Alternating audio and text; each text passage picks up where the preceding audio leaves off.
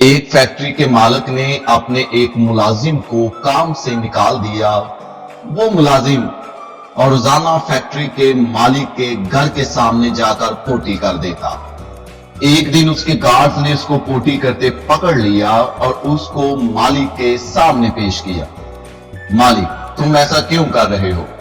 ملازم: سر، میں آپ کو بتانا چاہتا ہوں کہ اگرچہ آپ نے مجھے نوکری سے نکال دیا لیکن میں بھوکا نہیں مر رہا۔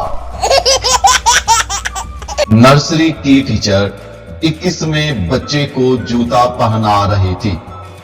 جھکے جھکے اس کی کمر میں درد ہو رہا تھا۔ جب ٹیچر جوتا پہنا چکی تو بچہ بولا، یہ جوتے میرے نہیں ہیں۔ ٹیچر کو بہت غصہ آیا۔ اس نے چاہا کہ رو پڑے مگر اس نے خود پر قابو پا کر بچے کے جوتے اتار دیے۔